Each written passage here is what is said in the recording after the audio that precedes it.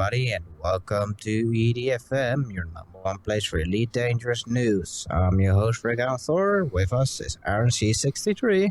Hey guys, how's it going? And without further ado, let's start off with the game news from inside the game, from Galnet.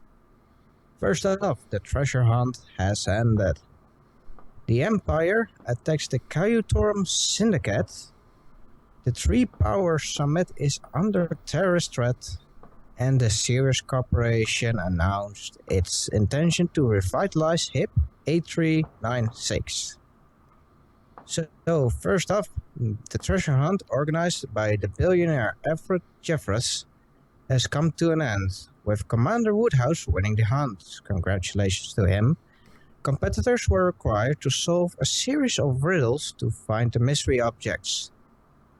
The hunt took commanders through the Faust 68 system, then to Dickensport in Fomalhaut, and finally the Cernunnos system.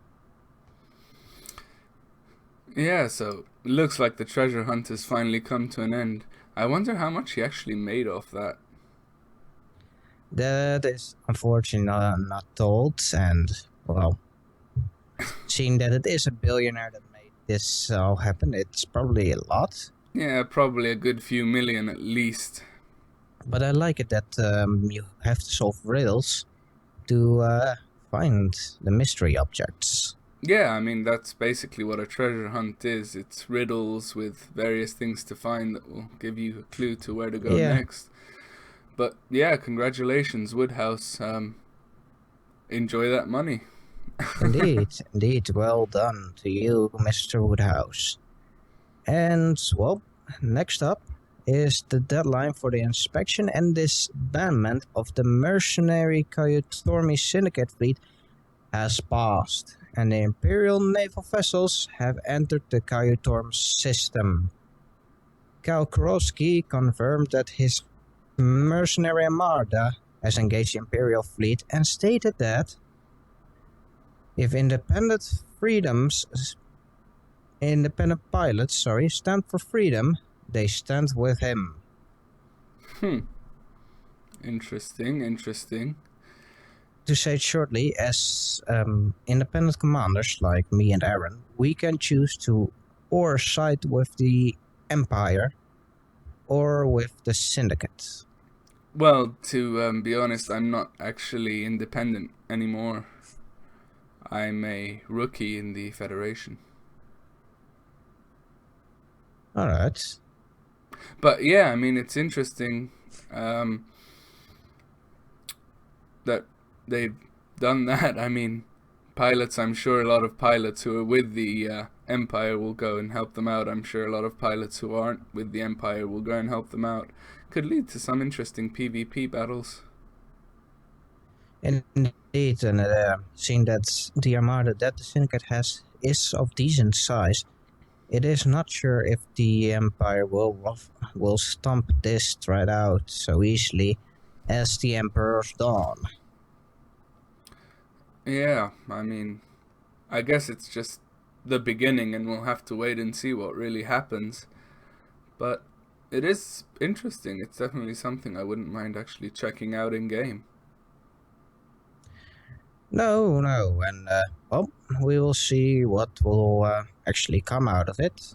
But, well, time to move on to the summit. The London Relay in Epsilon Indie System is to host a summit conference focusing on terrorism and galactic security. Representatives from the Empire, the Federation, and the Alliance are expected to attend the 3-day event. Meanwhile, an organization known as the Revolution Incorporated, based at London Relay, announced its intention to commemorate the summit with a special event. The organization said it would approach independent pilots for help with their efforts. A special event, huh? Well, for those who are from the UK, this sounds very familiar. Huh. I wonder what the special event might be. I hope it's a blast. Chances are, yeah, it'll probably be. I mean, I doubt it's going to be a song and dance routine. Yeah, it would actually be kind of funny. Oh, God. Everyone worried in a state of panic, and they're just gonna do a dance. That would But actually be good. but Frontier, work on that. but more serious, as a pilot, you can actually take on explosive and bring them there. But the Federation has warned that any pilot found with such thing will be terminated with extreme prejudice. Yeah, I mean, that makes sense, I guess. So it's upon yourself to. Choose whether you want to. And this event, this summit, together with the Empire fighting the Kyotorm Syndicate, is this week's community event. So, yeah, I mean, definitely worth checking out if you guys are in the area. Even if you're not, community events are usually quite lucrative for the players that take part. Indeed. And also, it's always nice to see how you can change the Elite Dangerous universe. Into one hell of a mess. So, yeah. make sure to check it out, guys. Yeah. So, last on the agenda is the Sirius Corporation has launched an initiative to boost the economy of HIP 8396. At the heart of the initiative is a request for osmium, which Sirius Corp hopes will serve as a help for the system's financial rejuvenation. So for all your miners who find dozens of osmium, yeah, you might want to bring it to HIP 8396. Yeah, I mean, I'm sure if they're asking for it like that, I'm sure it's going to be a decent profit on each one of the osmium.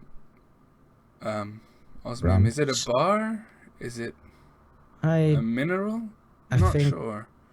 I have mined it in the minefield where we mine every time. So, and I know HIP 8396 is not too far away from us. So it's definitely worth giving it a go. I mean, why not? Indeed. Might make some decent money. Yes, this is not with the community events, so it is a on itself event. But the Sirius Corporation did announce that this is not the only system that they're gonna do. They acquired the whole HIP system. This is the first system that they are gonna start with. More are gonna follow. So not only is this a good event for those who have lots of osmium and want to bring it somewhere for a decent amount of cash, but more is coming. Sounds good. That sounds good. So on that note, let's go over to Aaron, who has news for us from outside the game. New updates. Aaron, take us away. So, the beta date has been announced for Elite Horizons, with new footage and more in-depth explanation about surface structures. So, during the Q&A livestream with David Barbon on Wednesday, David announced that beta dates for Elite Dangerous Horizons and Elite Dangerous 1.5. Next week, on the 9th of November, commanders will be, with beta access, will be able to test out the new ships coming out to Elite Dangerous 1.5, including the Imperial Cutter, the Federal Corvette, and the Keelback. On Tuesday, November 24th, the commanders will have access to Elite Dangerous Horizons beta. Obviously, those who pre-ordered it will be able to touch down on planet surfaces and take their SRV out. I mean, that is impressive. I'm happy to finally know the dates when those two things are coming. Yeah, I mean, it's been a while. And I'm glad to see that they stick to their time frame, because they did say holidays 2015. And well, November 24th is actually before the holidays. Yeah, so hopefully with any luck, they'll give them a month or two of beta and then release it for us on Christmas or New Year. Indeed, so... Well, for all those who have beta access, have fun. You will have lots of new ships, and after that, you will land on planets. Hell yes. Yeah, I mean, that's... Make sure to make a few good videos for us. Indeed, we want to see all the screenshots with and without the box, of course.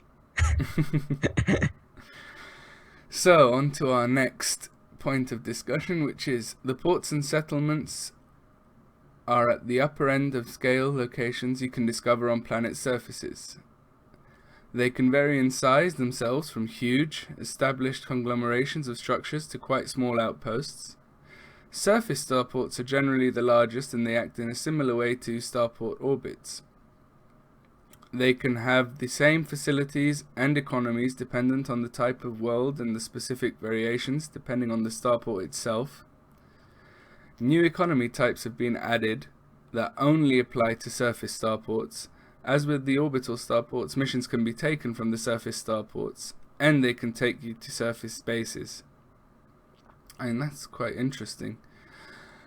Complementing this is a range of resources and commodities that are only available from surface starports or by collection from points of interest. The surface starports, the settlements, are where the population of these airless worlds live and present various opportunities for commanders, sorry about this, guys. Various opportunities for commanders. As an example, a prison colony that you have to break someone out of. Surface installations are a lot more open than orbital stations. Of course, you can collect and deliver goods from surface bases, but it's also possible to hack data links. Sections of bases get power from specific generators. Taking out those generators takes out the lights in that section, but also the power to the turrets. It is advisable to take a flexible approach to these settlements.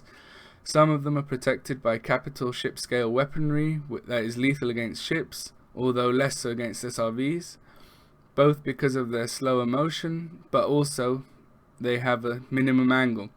If you're operating in a wing, then each commander can work in different roles at the same time.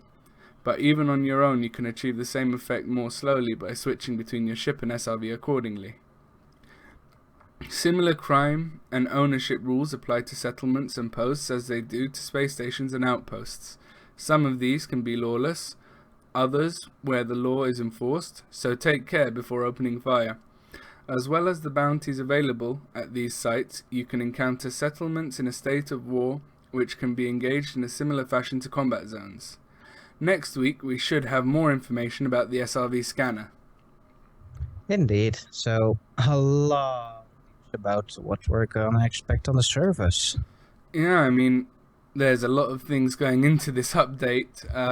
We're starting to finally get more and more details, more and more information about what we're going to be doing, how we're going to be doing it. I mean, to be honest, it's an exciting time to be an Elite Dangerous player. Indeed, and this, what Aaron just said, is actually also condensed material that was taken from the site. So there is actually more text than what he just said. So don't be like, oh, that was a lot of text. Actually, that is half of the text what was online. But it was all important. And I am wondering what new economy types and materials are we gonna get? Yeah, I mean, what could you add? I mean, technically, I suppose you could add more minerals or something different other than what can be found on asteroids. Obviously, on a planet, you can get different minerals from... Maybe trading in water? Yeah, that's what I was going to say. Maybe water or ice. Yeah.